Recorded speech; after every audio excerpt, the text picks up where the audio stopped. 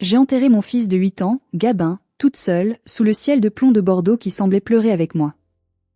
La pluie ne tombait pas simplement, elle s'abattait avec une violence implacable, transformant la terre fraîchement remuée du cimetière de la Chartreuse en une boue collante et sombre. L'air était si lourd d'humidité et de chagrin qu'il donnait l'impression de respirer à travers une serviette mouillée, un voile d'eau glacée qui m'étouffait lentement. La sueur froide de l'angoisse ruisselait dans mon dos, se mélangeant à la pluie qui traversait ma robe noire, me collant à la peau comme un linceul. Je n'arrêtais pas de tourner la tête vers les grandes grilles en fer forgé du cimetière, le cou raide, les yeux brûlants. J'attendais. J'attendais une voiture, un taxi, le bruit d'un moteur familier, une silhouette courant sous un parapluie. J'attendais un message, une vibration, un signe de vie. Mais il n'y avait rien. Absolument rien. Pas de mère pour me serrer dans ses bras, pas de père pour soutenir ma main tremblante, pas de sœur pour partager ce fardeau insupportable. Juste moi, le vieux prêtre dont la soutane était trempée jusqu'aux genoux, et le silence terrible, définitif, d'une tombe qui semblait beaucoup trop petite pour contenir toute la joie, tous les rires et tout l'avenir que mon fils représentait. Je pensais qu'ils étaient coincés dans les embouteillages infâmes du pont d'Aquitaine. Je me disais que peut-être le vol de ma sœur Océane, venant de Paris, avait été annulé ou retardé à cause de la météo. J'ai inventé 1000 excuses pour eux dans ma tête, désespérément, pathétiquement. J'ai fabriqué des scénarios de catastrophes mineures pour justifier leur absence majeure, jusqu'au moment précis où la première pelletée de terre, lourde et humide, a frappé le bois du petit cercueil blanc avec un bruit sourd qui a résonné jusqu'au fond de mon âme. C'est à cet instant, dans ce bruit de finalité absolue, que mon téléphone a vibré contre ma hanche. J'ai sorti l'appareil avec des mains engourdies par le froid et la peur, espérant lire des excuses, un message vocal paniqué expliquant leur retard, une preuve qu'ils m'aimaient encore un peu. Au lieu de cela, j'ai vu une notification de ma mère, Sylviane. Ce n'était pas un texte de réconfort. Ce n'était pas un mot d'amour. C'était un lien internet qu'elle avait partagé avec moi. Je l'ai ouvert, mes doigts glissant sur l'écran mouillé. C'était une annonce immobilière sur le site Se Loger. Une annonce pour une vaste propriété bourgeoise, un hôtel particulier dans le quartier huppé des Chartrons, avec la légende suivante écrite par ma mère, un nouveau départ pour nous tous. Regarde comme c'est beau. J'ai fixé l'écran, ma vision se brouillant entre la pluie battante et les larmes chaudes qui jaillissaient enfin. Le prix était affiché en gras, juste là, une insulte numérique, 1,5 million d'euros. C'était le montant exact, au centime près, de l'assurance vie de mon fils et du fonds fiduciaire que son grand-père paternel avait bloqué pour sa majorité, et qui me revenait désormais. Pendant que je mettais mon enfant en terre, pendant que je disais adieu à la chair de ma chair, ma famille ne pleurait pas. Ils faisaient du shopping. Ils dépensaient mentalement l'argent de sa mort. Ils planifiaient leur avenir sur le cadavre encore chaud de mon passé. Avant de vous raconter ce que j'ai trouvé dans l'historique numérique de ma mère qui m'a fait ignorer mon propre deuil pour les détruire méticuleusement, j'aimerais savoir qui est avec moi aujourd'hui. Laissez un commentaire pour me dire d'où vous regardez cette histoire et quelle heure il est chez vous en ce moment. Je veux voir jusqu'où cette histoire de trahison impardonnable peut voyager à travers le monde. Je suis restée là, pétrifiée, alors que les fossoyeurs finissaient leur travail macabre.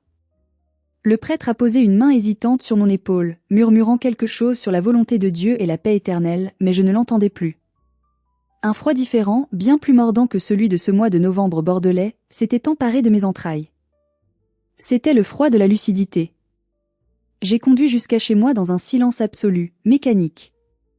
La climatisation de ma vieille Peugeot soufflait à fond pour tenter de sécher mes vêtements, mais je ne sentais aucune chaleur. Le siège arrière était rempli des compositions florales du service funéraire que je n'avais pas eu le cœur de laisser faner sous la pluie.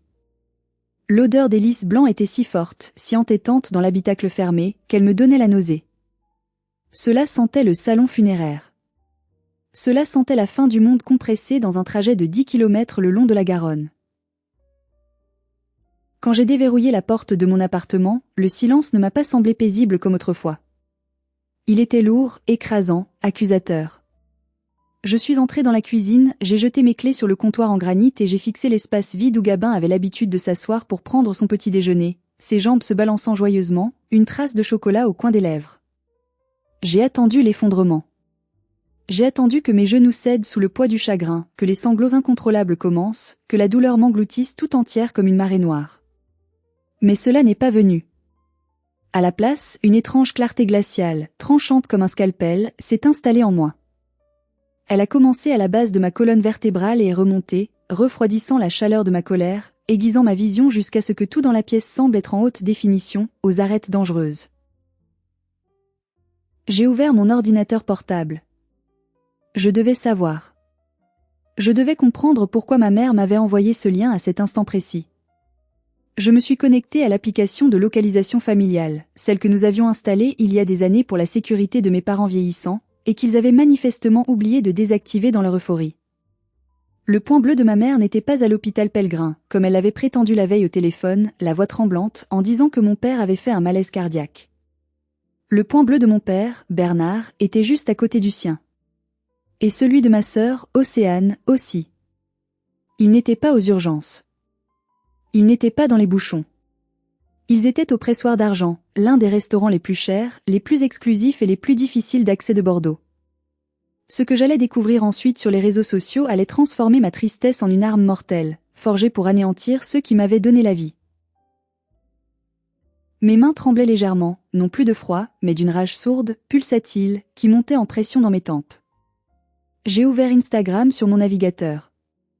J'avais un compte secondaire, un profil anonyme sous un pseudonyme que j'utilisais pour surveiller les tendances littéraires pour mon travail de traductrice, mais qui me servait surtout, je dois l'avouer, à voir ce que ma sœur postait. Océane m'avait bloqué sur son compte principal après une dispute sur l'argent l'année dernière, lorsqu'elle m'avait traité de radine parce que je refusais de payer son voyage à Ibiza. Le cercle coloré autour de la photo de profil d'Océane indiquait une nouvelle story, publiée il y a 14 minutes. Exactement au moment où le cercueil de Gabin touchait le fond de la fosse. Exactement au moment où la terre recouvrait son nom. J'ai cliqué, retenant mon souffle.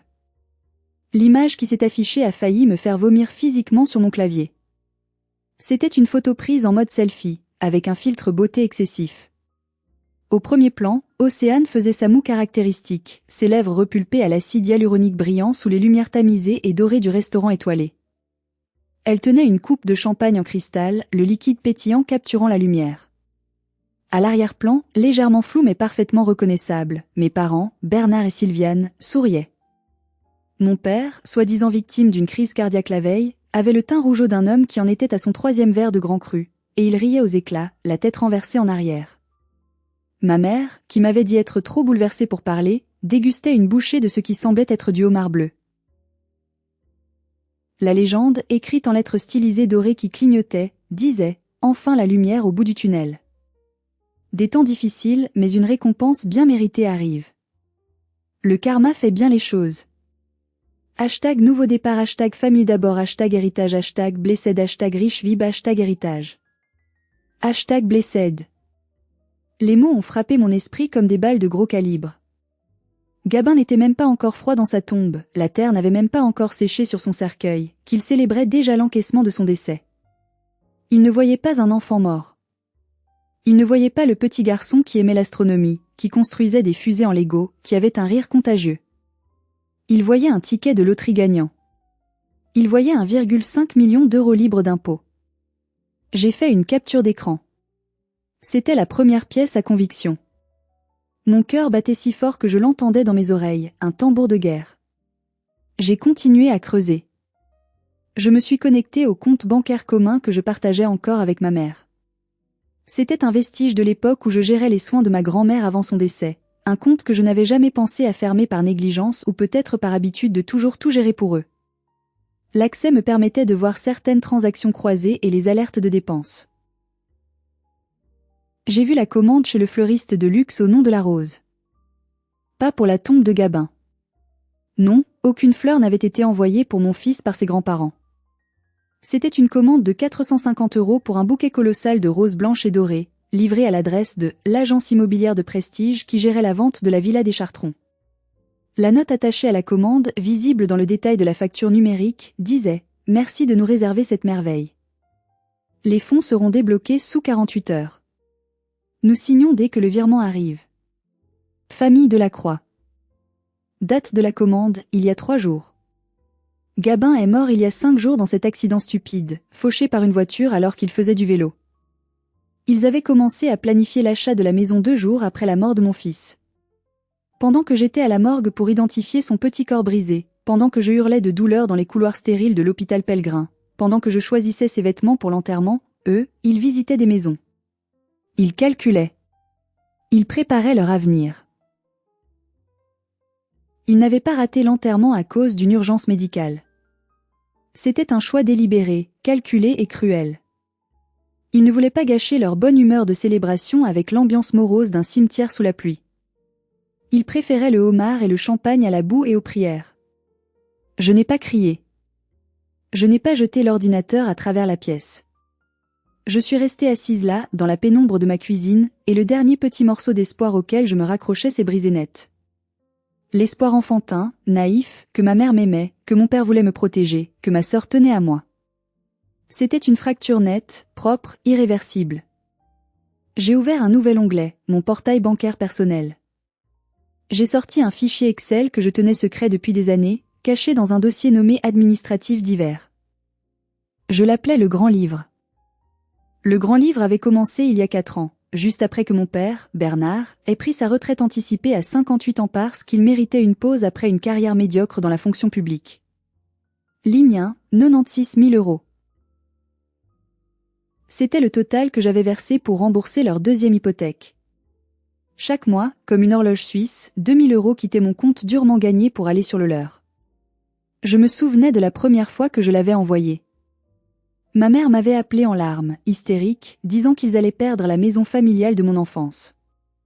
Nous avons tout sacrifié pour vous, les filles, avait-elle sangloté au téléphone, me faisant sentir le poids de sa détresse. Et maintenant nous n'avons plus rien, ton père est déprimé, il parle de faire une bêtise. Je venais de décrocher mon premier gros contrat de traduction pour une série de best-sellers américains. Je me sentais riche pour la première fois de ma vie. Je me sentais surtout coupable d'avoir réussi alors qu'ils échouaient. Alors j'ai payé. Et quand je leur ai dit que le virement était fait, mon père n'a pas dit merci. Il a juste hoché la tête, allumé une cigarette et dit « C'est bien, ma fille. Au moins, tu te rends utile pour une fois. » Me rendre utile. C'était ma monnaie d'échange. C'était le loyer émotionnel que je payais pour occuper un espace, même minime, dans leur vie. J'ai fait défiler le fichier vers le bas, chaque ligne étant une cicatrice. Ligne 12, le voyage d'influenceuse. Océane voulait aller à Tulum pour son 24e anniversaire afin de construire sa marque sur Instagram et lancer sa carrière de modèle photo. Elle ne pouvait pas payer le billet, ni l'hôtel. Ma mère m'avait coincé lors d'un dîner dominical, entre le fromage et le dessert. Ta sœur est si talentueuse, Sidonie. Elle a juste besoin d'un coup de pouce, d'une chance. Tu as des économies, tu ne dépenses rien, tu vis comme une nonne. Ne sois pas égoïste. Égoïste ? Le mot qu'ils utilisaient comme un fouet chaque fois que j'essayais de garder quelque chose pour moi ou pour Gabin. J'ai payé le vol et l'hôtel 5 étoiles. Océane a posté 300 photos de ce voyage paradisiaque. Je n'ai été identifiée ou remerciée dans aucune d'elles. J'étais la banque invisible. Ligne 24, l'accident de voiture. Océane avait détruit sa Mini Cooper neuve en envoyant des SMS au volant. Mon père avait co-signé le prêt automobile. Il paniquait pour sa cote de crédit et sa réputation à la banque. J'ai payé la franchise et les réparations. 500 euros ici, 1000 euros là. C'était comme s'il nourrissait un chien errant et affamé. Il m'affamait d'affection pendant des semaines, des mois, me faisant me sentir invisible, indigne. Et puis, juste au moment où j'étais sur le point de craquer et de partir, il me jetait une miette. Un compliment sur mes cheveux. Une étreinte qui durait 2 secondes de trop. Un texto qui disait « On pense à toi, ma chérie ». Et je le dévorais. Je remuais la queue et je revenais en courant en pensant « Tu vois, ils m'aiment. C'est juste qu'ils sont maladroits. Si je fais juste un peu plus d'efforts, si je donne un peu plus d'argent, ça restera comme ça, on sera une vraie famille. » Les psychologues appellent cela le renforcement intermittent. C'est la façon la plus puissante, la plus toxique de conditionner un comportement. C'est ainsi qu'on dresse un rat de laboratoire à appuyer sur un levier jusqu'à ce qu'il meure d'épuisement cardiaque. Vous ne lui donnez pas une boulette de nourriture à chaque fois. Vous lui donnez une boulette de façon aléatoire. L'imprévisibilité maintient l'espoir en vie, vous maintient accro à la possibilité de l'amour, vous rend esclave de l'attente. Mais en regardant le Grand Livre maintenant, en voyant les chiffres froids et durs s'additionner à plus de 150 000 euros sur 5 ans, L'addiction s'est brisée. Le charme était rompu. J'ai fermé les yeux un instant, revoyant le visage de mon fils. J'avais payé pour leur confort avec mon propre avenir, et maintenant ils voulaient l'avenir de mon fils mort pour payer leur luxe. Dites-moi dans les commentaires, si vous étiez à ma place, à cet instant précis, auriez-vous continué à payer pour maintenir la paix familiale ou auriez-vous tout brûlé? J'ai vraiment besoin de savoir si je suis la seule à avoir toléré cela aussi longtemps, ou si d'autres ont vécu cet enfer. J'ai ouvert l'application de ma banque. J'ai sélectionné la carte de crédit jointe que j'avais donnée à Océane pour les urgences vitales et qu'elle utilisait pour Sephora. Je l'ai annulée. J'ai sélectionné le virement automatique mensuel pour mes parents. Annulé. J'ai changé les mots de passe de mon compte Netflix, de mon compte Amazon Prime, de tout ce qu'ils parasitaient depuis des années. C'était le début. Mais ce n'était pas suffisant. Ils allaient payer bien plus cher que ça.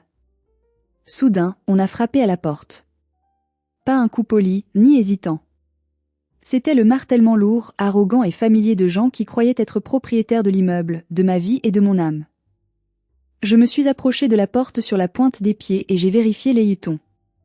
L'image déformée par la lentille montrait Bernard et Sylviane.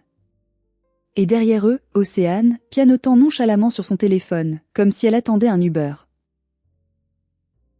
Je n'ai même pas eu le temps d'ouvrir la bouche pour dire bonjour ou demander pourquoi ils étaient là au lieu d'être chez eux à digérer leur repas de luxe.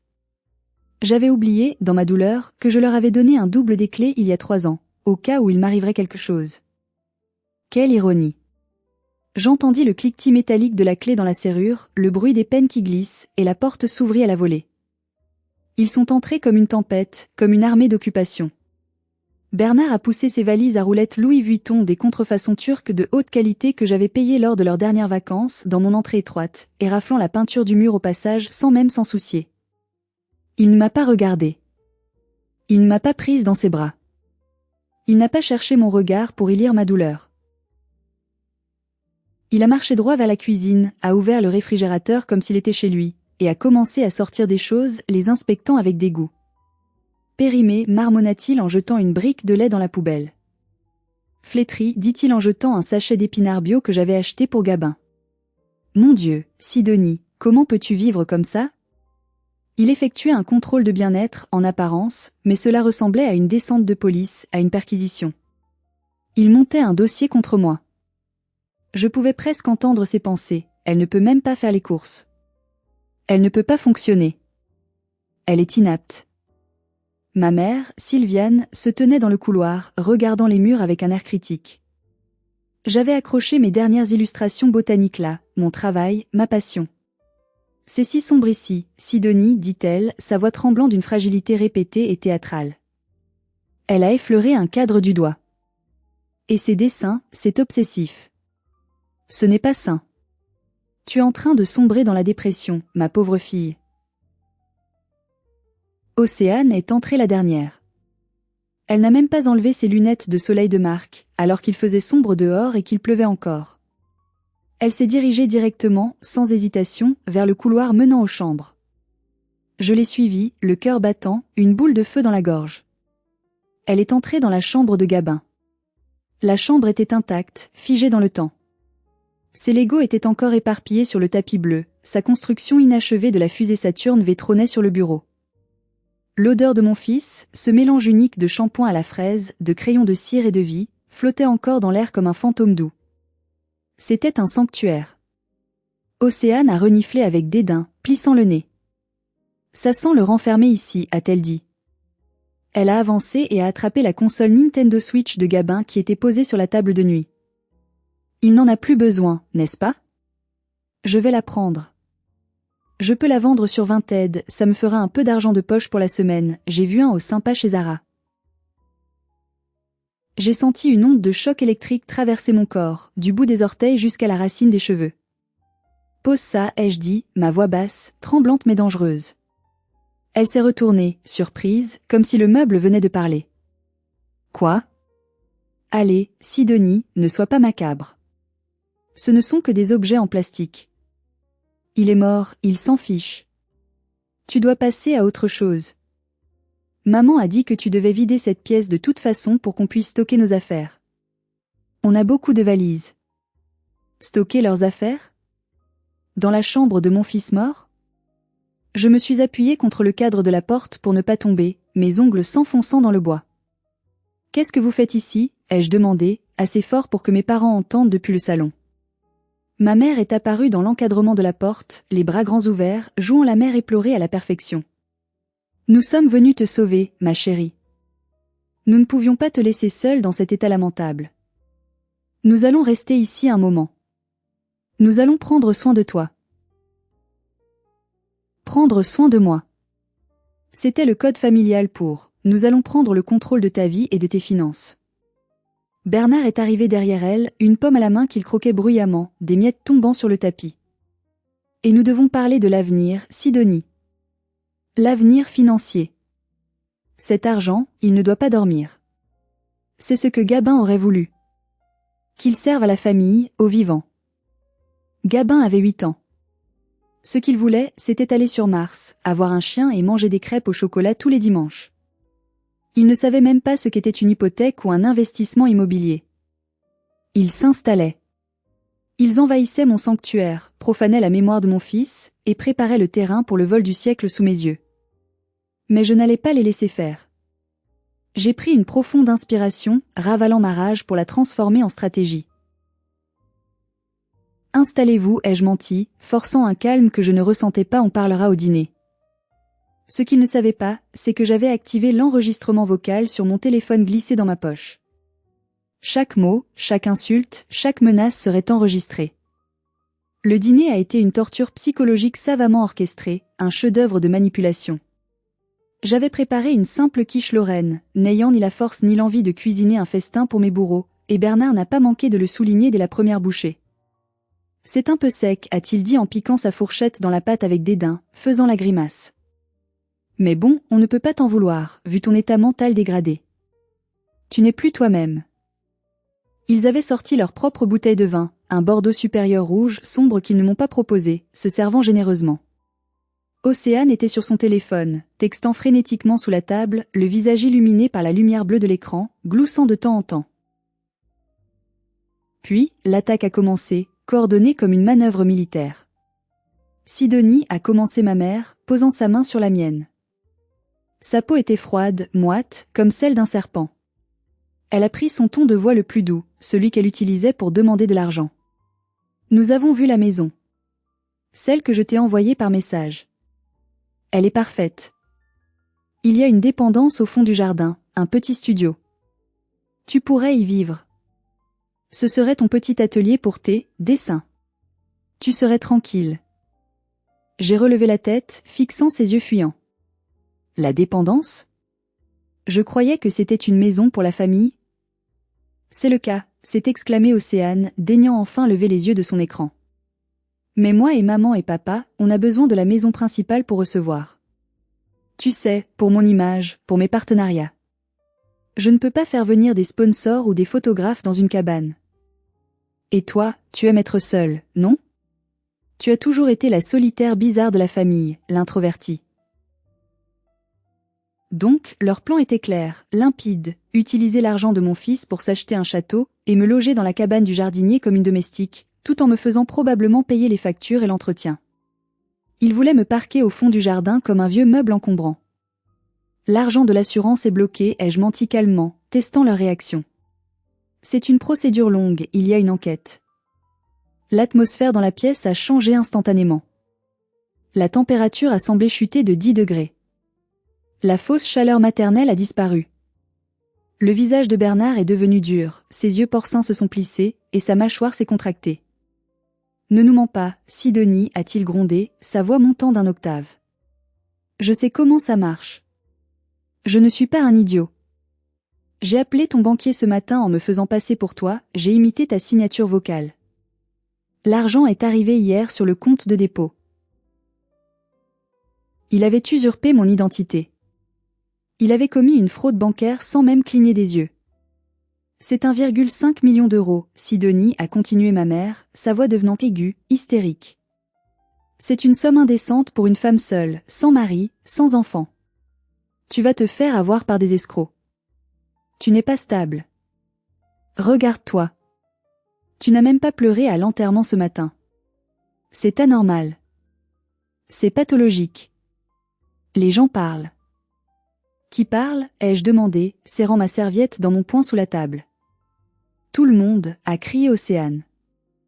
J'ai dit à mes abonnés en live que tu étais sous le choc, que tu étais en déni complet.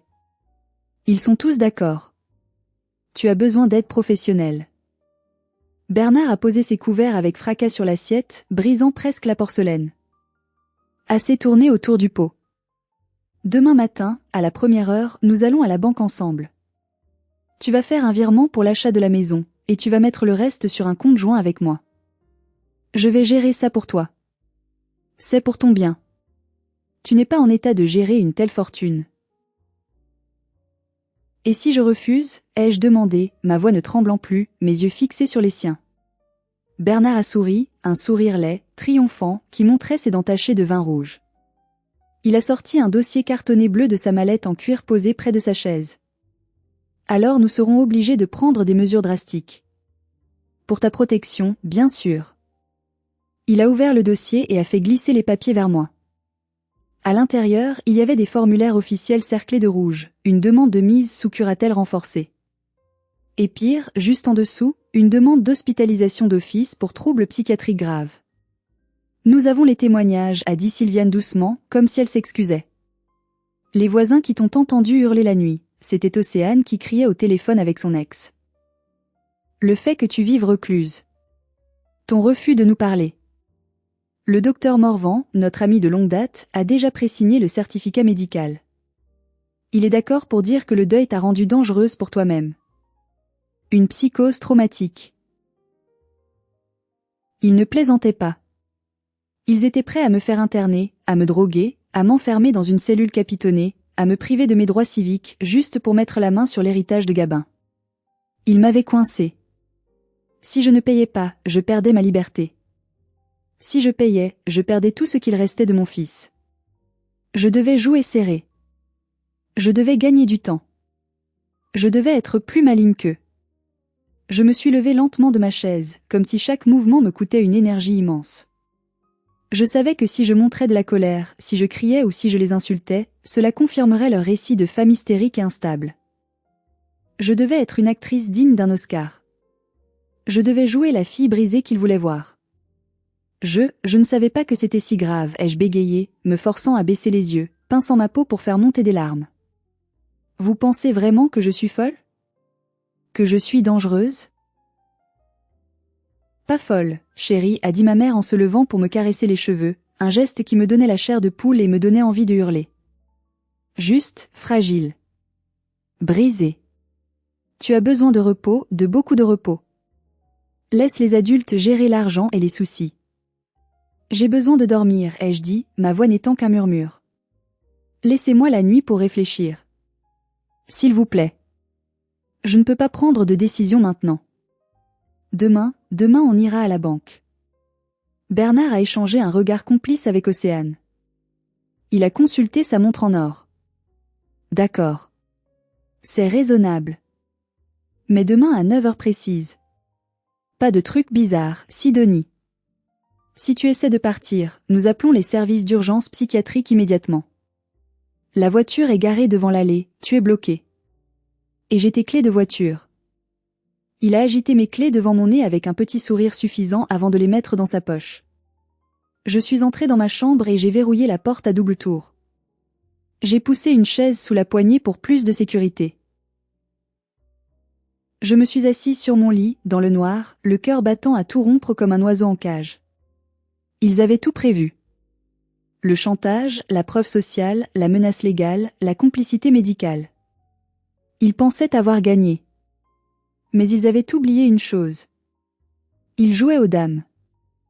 J'avais engagé un maître des échecs depuis la mort de Gabin, prévoyant que ce jour arriverait. J'ai attendu 2 heures du matin. La maison était silencieuse, à part les ronflements sonores et rythmiques de mon père venant du salon, traversant les murs minces. J'ai ouvert doucement la fenêtre de ma chambre qui donnait sur l'escalier de secours en métal. La pluie avait cessé, laissant place à un froid piquant. Je n'avais pas pris ma voiture, puisque Bernard avait les clés. J'avais pris mon vieux vélo, celui que j'utilisais pour les balades avec Gabin. J'ai pédalé dans la nuit noire de Bordeaux, les rues désertes luisant sous les lampadaires orange. J'ai pédalé avec la rage au ventre, mes jambes brûlant d'effort, jusqu'au quartier des Chartrons, mais pas vers la villa de leurs rêves. Je suis allé vers un immeuble de bureaux discret, en pierre de taille, dont l'une des fenêtres était encore allumée. La lumière était allumée au 3e étage. Étienne m'attendait. Étienne était le parrain de Gabin. C'était aussi l'un des avocats fiscalistes les plus redoutés de la région, un homme froid, calculateur, qui mangeait des requins de la finance au petit déjeuner. Il avait les yeux rouges de fatigue, cernés par des heures de travail, mais quand il m'a vue trempée et frissonnante, son visage s'est durci en un masque de guerre. « Nous avons trouvé pourquoi ils sont si désespérés », dit-il en me tendant une tablette sans même dire bonjour, à l'endroit au but. Ce n'était pas juste pour la belle vie. C'est une question de survie physique. Il a fait glisser l'écran, me montrant des documents bancaires et des rapports d'enquête privée. Ton père ne joue pas seulement au casino d'Arcachon le week-end. Il a investi massivement dans une arnaque de crypto-monnaie basée à Malte. Il a tout perdu il y a 6 mois, toutes ses économies, sa retraite. Mais pour essayer de se refaire, pour ne pas perdre la face, il a emprunté. À la banque, ai-je demandé, horrifié. Étienne a ri sans humour, un son sec. Non. Les banques ne lui prêtent plus rien depuis son interdit bancaire de 2015 que tu as épongé. Il a emprunté à des usuriers. Un groupe corse basé à Marseille, connu pour sa brutalité. Il doit 400 000 € en capital. Avec les intérêts de retard usuraire, ça monte chaque jour. Ils ont donné un ultimatum final, payé avant vendredi midi, où on passe à la violence physique. Vendredi midi. C'était demain. Dans quelques heures. Et Océane? Dette de consommation explosive. Elle doit 60 000 € sur diverses cartes de crédit revolving et à des sociétés de crédit à la consommation. Elle est au bord de la faillite personnelle, les huissiers la cherchent à Paris. Tout s'expliquait. La panique. L'agressivité. Le chantage à l'internement. La précipitation. Ils ne voulaient pas juste une maison. Ils voulaient sauver leur peau et leur rotule en utilisant l'argent de mon fils mort comme bouclier humain. Ils sont prêts à te détruire pour avoir cet argent, a dit Étienne, me regardant droit dans les yeux. Ils ont préparé de faux témoignages. Si nous allons au tribunal demain, ce sera ta parole contre la leur, et ils sont très convaincants. Le juge pourrait te placer sous tutelle provisoire le temps de l'enquête, et Bernard aurait accès au compte. Je me suis levée, une résolution froide remplaçant ma peur. Alors je vais leur donner ce qu'ils veulent, ai-je dit. Étienne m'a regardé, surpris. Tu vas payer? Je vais payer, ai-je confirmé. Mais nous allons faire en sorte que ce soit le dernier centime qu'ils touchent de leur vie. Prépare le contrat de donation solidaire. Celui avec la clause 14B dont tu m'as parlé. Étienne a souri. C'était un sourire de prédateur qui vient de voir sa proie tomber dans le piège. La clause nucléaire. J'adore. Mettons-nous au travail. Nous avons passé le reste de la nuit à peaufiner le document. Chaque virgule, chaque terme juridique était une lame de rasoir dissimulée dans un bouquet de fleurs. Le lendemain matin, je suis rentrée à l'appartement en vélo avant qu'il ne se réveille. J'ai fait du café, laissant l'arôme fort envahir la cuisine. L'odeur a réveillé Bernard. Il est entré dans la cuisine, les cheveux en bataille, l'air méfiant et agressif. « Où étais-tu » a-t-il aboyé, vérifiant sa poche pour s'assurer qu'il avait toujours mes clés de voiture. Je suis allé marcher. J'avais besoin de prendre l'air, de dire au revoir à mes doutes, ai-je dit doucement, versant une tasse de café et la lui tendant. Mes mains ne tremblaient plus. Tu avais raison, papa. Je ne peux pas gérer cet argent. Je suis trop faible. Je veux que vous l'ayez. Je veux que nous soyons une famille unie, comme avant. La tension a quitté ses épaules instantanément. Il a souri, et c'était terrifiant de voir à quel point il pouvait passer de la menace physique à la jovialité paternelle en une seconde. Il a pris la tasse. C'est ma bonne fille. Je savais que tu ferais le bon choix. Tu as toujours été raisonnable au fond. À 9 heures précises, nous étions assis autour de la table de la salle à manger. Étienne est arrivé, costumé, impeccable, jouant le rôle du notaire neutre et pressé que j'avais convoqué pour accélérer les choses. Il a posé un document épais, relié de cuir, sur la table. Bonjour. Puisqu'il s'agit d'une somme importante et pour éviter les délais bancaires habituels, nous devons formaliser cela par un acte sous seing privé immédiat, a expliqué Étienne avec son jargon juridique soporifique et autoritaire. Ceci est un pacte de solidarité financière familiale. En signant ceci, Sidonie vous transfère la gestion des fonds pour l'achat immobilier et la gestion du patrimoine. En échange, pour protéger Sidonie des impôts, vous acceptez d'intégrer ces fonds dans le passif et l'actif global de la famille. Bernard et Océane ont à peine écouté. Leurs yeux brillaient de cupidité. Ils fixaient le montant inscrit en gras sur la première page, 1 500 000 €. C'était tout ce qu'ils voyaient. La solution à leur problème, leur ticket pour la liberté. Où est-ce qu'on signe ? A demandé Océane, faisant claquer son chewing-gum, un stylo déjà à la main. Lisez bien les conditions générales en annexe, a averti Étienne d'un ton monotone, sachant pertinemment qu'il ne le ferait pas en particulier la clause de responsabilité solidaire universelle. Oui, solidarité, famille, on a compris, on s'aime, a dit ma mère en signant furieusement la dernière page sans même regarder les précédentes. Bernard a signé avec un flourish théâtral. Océane a signé en faisant un petit cœur sur le i. Ils venaient de signer leur arrêt de mort financier. Ce qu'ils venaient de signer n'était pas une simple donation. C'était un document qui stipulait qu'en acceptant ce don, ils acceptaient également la responsabilité juridique totale, rétroactive et immédiate de toutes les dettes, connues ou inconnues, contractées par les donataires eux-mêmes, et qu'ils renonçaient à tout recours futur contre moi. Mais plus important encore, la clause 14b précisait que les fonds transférés étaient conditionnés à une vérification de conformité fiscale.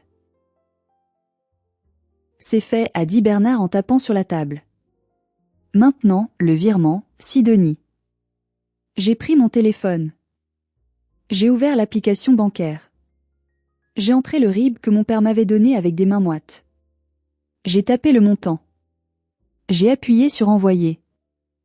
L'écran a affiché un cercle vert, virement de 1 500 000 € enregistré. En cours de traitement interbancaire. Océane a poussé un cri de joie strident, perçant les tympans. Elle a sauté dans les bras de ma mère. Bernard a sorti une autre bouteille de champagne qu'il avait cachée dans sa valise, visiblement confiant de sa victoire.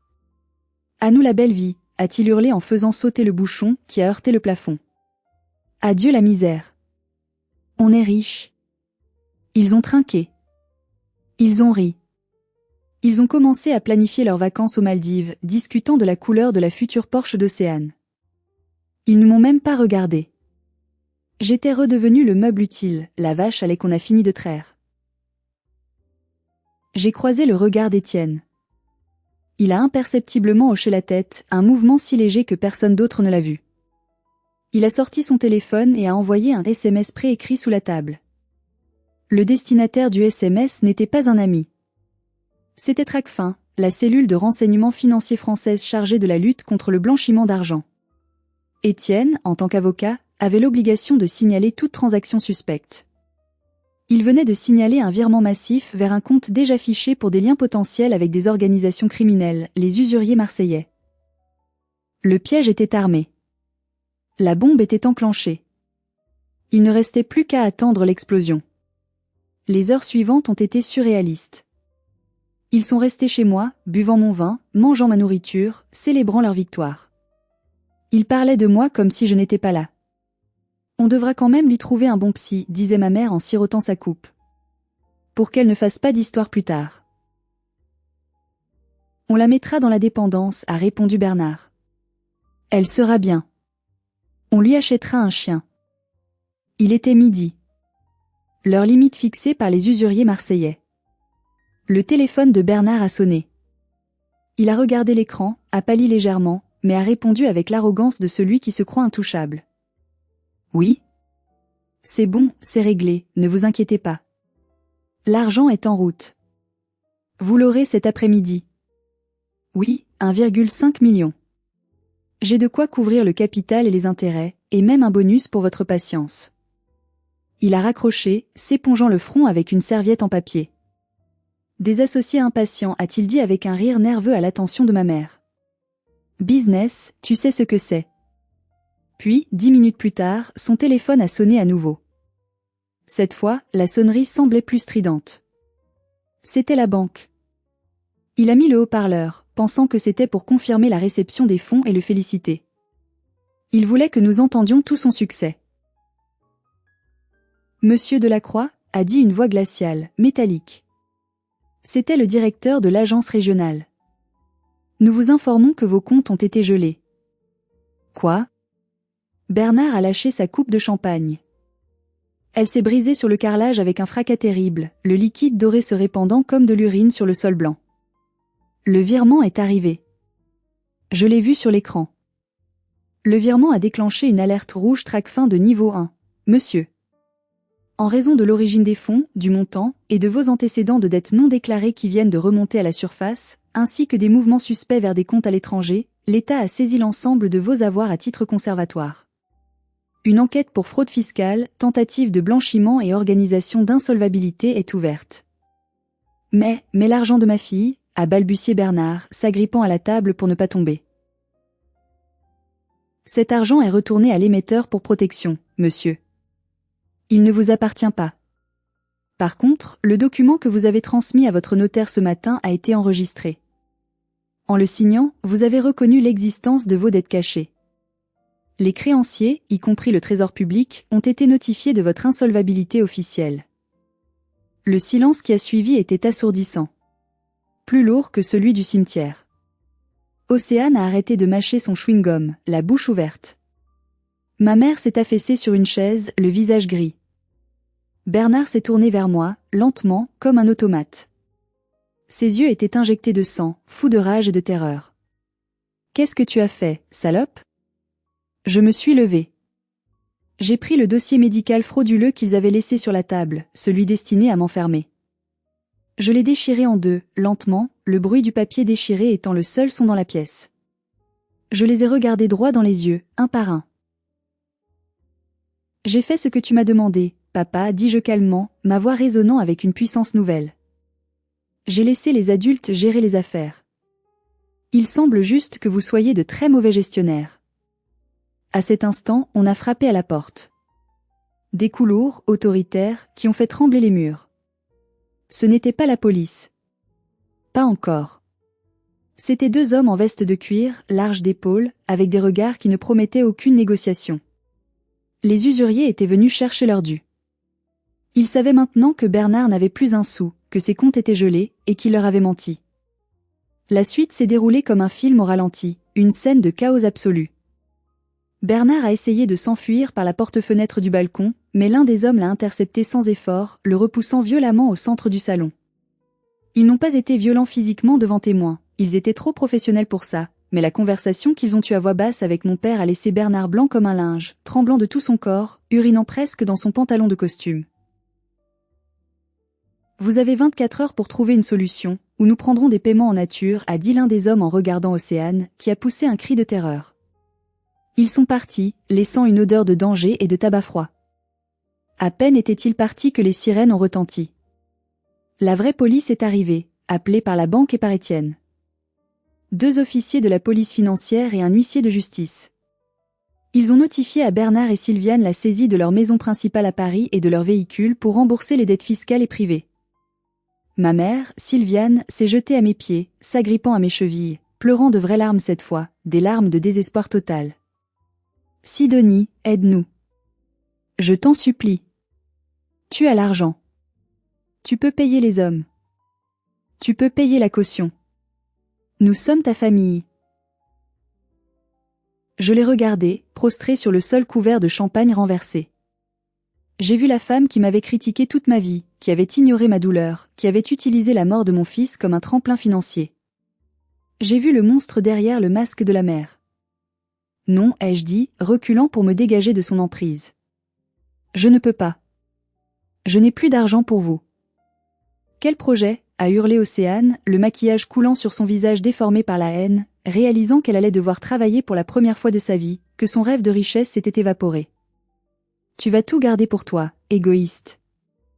Je crée la Fondation Gabin pour l'astronomie, ai-je répondu, ma voix claire et ferme. Chaque centime ira à des bourses pour des enfants défavorisés qui rêvent des étoiles, comme mon fils. Pas un seul euro n'ira à des parasites qui rampent dans la boue. J'ai ouvert la porte d'entrée en grand.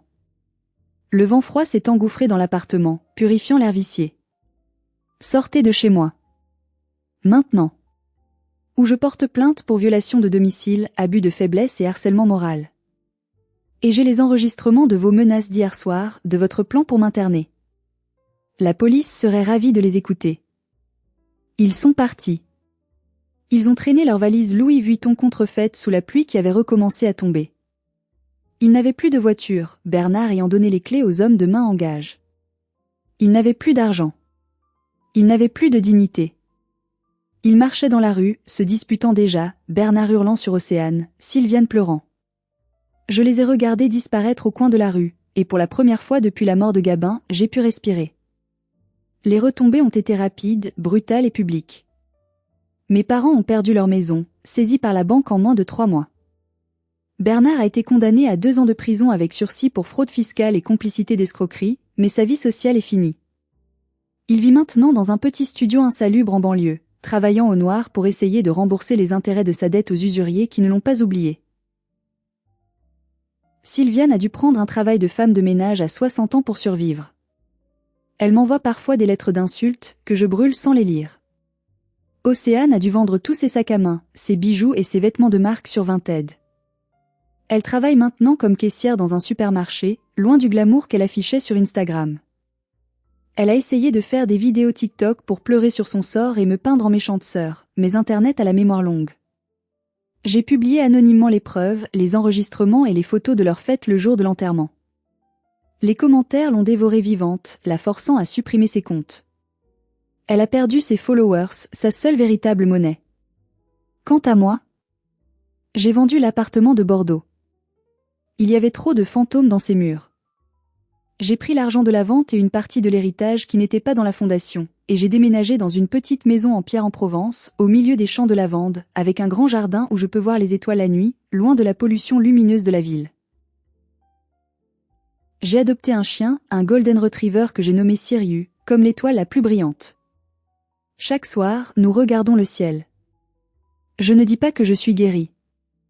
La perte de Gabin est une plaie béante qui ne se refermera jamais totalement. Il me manque à chaque respiration. Mais j'ai cessé de saigner à cause des coups de poignard de ma famille. J'ai coupé le membre gangrené pour sauver le reste du corps. J'ai appris que le sang ne fait pas la famille. L'amour, le respect et la loyauté font la famille. Parfois, l'acte d'amour le plus grand, le plus courageux que l'on puisse se faire à soi-même, c'est de dire adieu à ceux qui partagent notre ADN mais pas notre cœur. C'est de refuser d'être la victime pour devenir le héros de sa propre histoire. Merci d'avoir écouté mon histoire jusqu'au bout. J'espère qu'elle vous donnera la force de fixer vos propres limites, de dire non, et de protéger ce qui vous est cher. Si vous avez déjà dû couper les ponts avec un membre toxique de votre famille, ou si vous rêvez de le faire mais que vous avez peur, cliquez sur le bouton j'aime et partagez votre expérience dans les commentaires ci-dessous. Votre histoire peut aider quelqu'un d'autre à se sentir moins seul. Abonnez-vous pour plus d'histoires de justice, de vérité et de résilience. C'était Sidonie, et je vous dis à bientôt, sous les étoiles. Oh, okay, my bad. You want me to kiss it to make you feel better?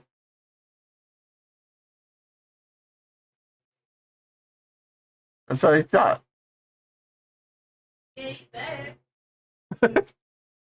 It took you a second to say something.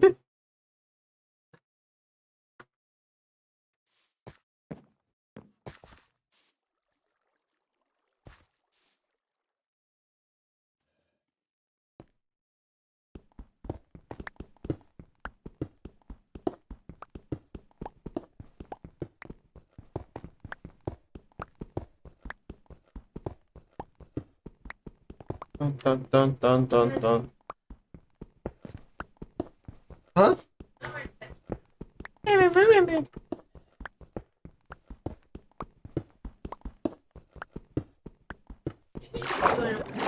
Huh? Oh.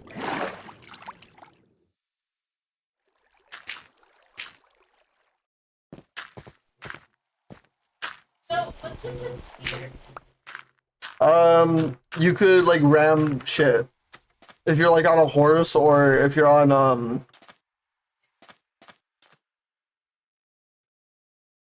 I guess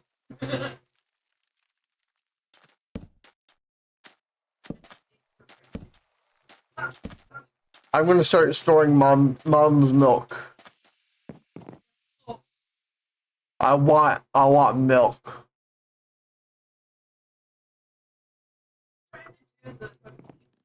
I want milk. Yeah. Yeah.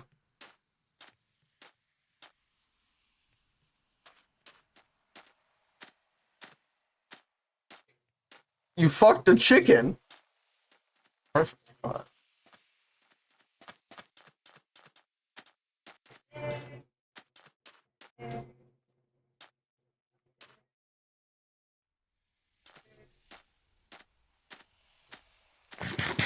I need to make a farm so I don't starve to death.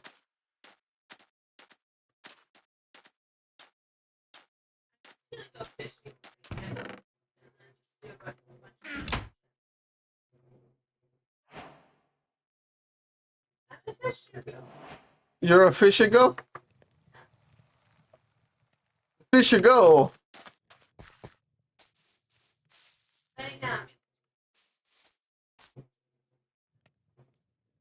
Yeah. I got an idea, chat, what I'm gonna start building first. I'm gonna show you up.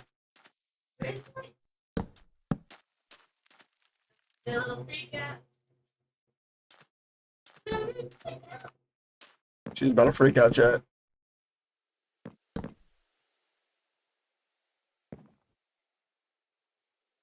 I'll do one more.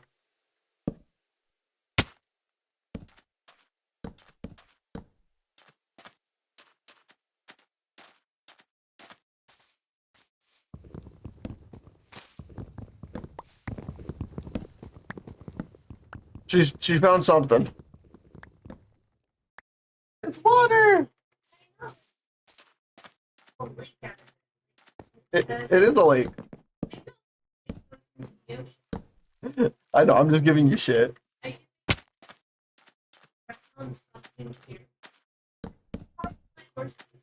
Yeah.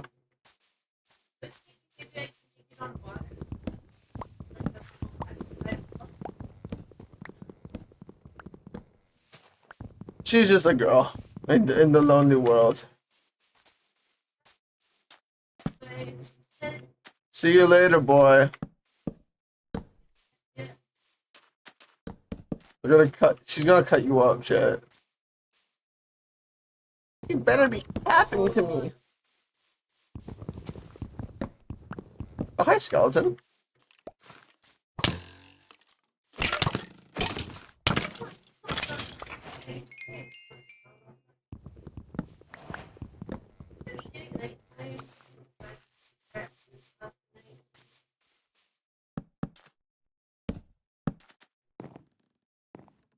Show you what I'm gonna show you. Oh, a sheep. I'm like a shop. I'm like, I know for a fact I didn't add any other mods like that.